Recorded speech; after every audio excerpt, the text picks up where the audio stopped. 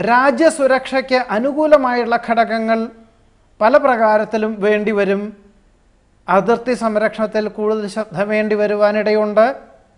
സ്ത്രീകൾക്കും പ്രായമായവർക്കും കുട്ടികൾക്കും സുരക്ഷിതത്വവും സംരക്ഷണവും ഉണ്ടാകുന്ന വിധത്തിൽ നിയമ ഭേദഗതികൾ അവലംബിക്കുവാനും പ്രാബല്യത്തിൽ വരുത്തുവാനും ഗവൺമെൻറ് നിർബന്ധിതനാകും.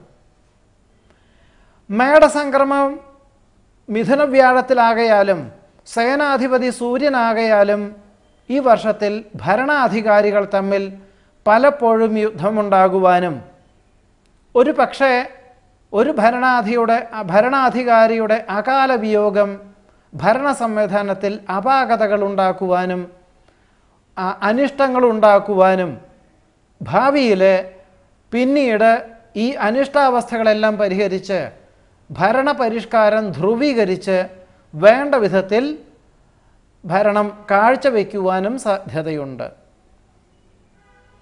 ഭരണകർത്താക്കൾ പുതിയതായിട്ടുള്ള അവലംബിക്കുന്ന ആശയങ്ങൾ അഥവാ പുതിയ ഭരണപരിഷ്കാരം അവലംബിക്കുവാനായിട്ട് തെരഞ്ഞെടുപ്പ്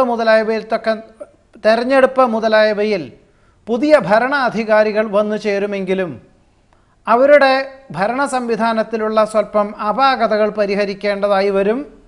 ഒരു പക്ഷേ 2015 ഏപ്രിൽ മെയ് കാലങ്ങളിൽ ഒരു പതനത്തിനോ അനിഷ്ടാവസ്ഥകൾക്കോ യോഗമുണ്ട്. അന്തിമമായി ആയതെല്ലാം തന്നെ പരിഹരിക്കുവാനും സാധ്യത കാണുന്നു.